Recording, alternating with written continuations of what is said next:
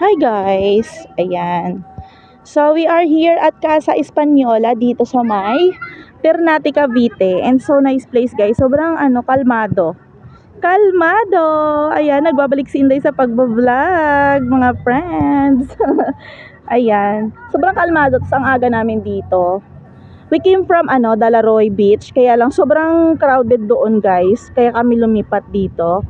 Ayan, and dito talaga ito, ma-appreciate mo guys ang venue kasi tahimik talaga, and pinaka the best dito yung parking, yung mga sasakyan. Pwede mo siyang dalhin dito sa may pinaka beach. Ayan, and ayun nga, may mga pwedeng mag-island hopping dito guys. Depende sa inyo, no? And pinaka bet talaga namin dito is yung cottages. Ito, ayan. This is 1,500, and yung sa amin, ayun kami, it's only 750. But look, ang bongga na niya guys. Tingnan mo yan. Ayan oh. Diba? Yan. Hi kayo sa aking vlog.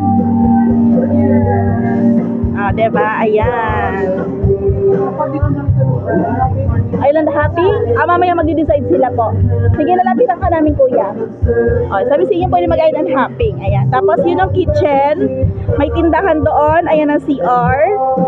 Tapos guys, ito yung pinaka the best. Madaming puno. At guys, grabe. Ang mura ng mangga. Ayan.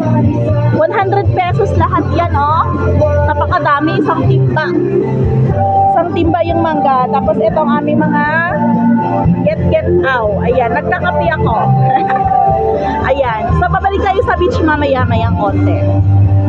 Ayan. Yan muna for now, guys. And attach ko dito yung place para makapunta kayo. And they are still open. Habol na.